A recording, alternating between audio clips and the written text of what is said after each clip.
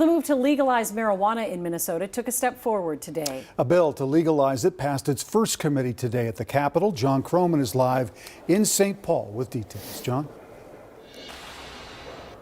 You know, the guys who have supported recreational marijuana have put together this 120-page bill, all as part of an effort to avoid the mistakes that were made by other states when they legalize recreational pot.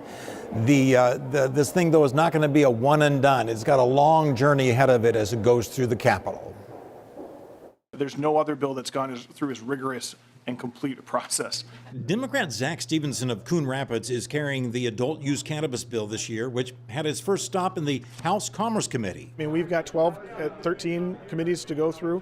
The Senate's going to have probably a similar number of hearings, so we're going to have a lot of public comment, which I think is phenomenal. Republicans on the committee tried without success to add a provision that would allow local communities to license or even outright ban commercial marijuana stores. We are trying to do things that will keep Minnesotans safe and that will keep our communities safe and keep that local control of communities. I don't think that that's appropriate. We don't say that, for example, a city can ban Tylenol or some other substance.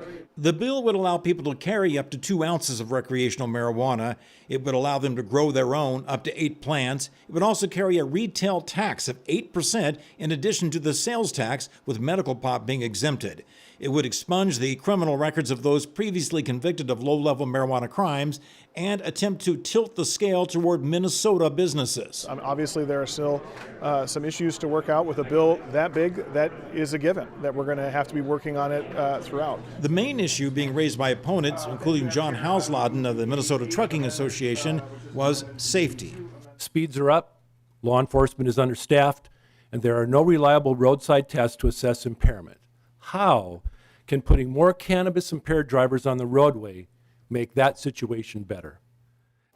So what's happening is that the opponents are going to continue to contest this bill in the House, even though the odds are stacked against them. But they're going to concentrate a lot on the Senate, because in the Senate, all they have to do is change one DFL senator's vote to go against marijuana, and they can stop the bill. Back to you. All right, we'll be watching it. Thanks, John.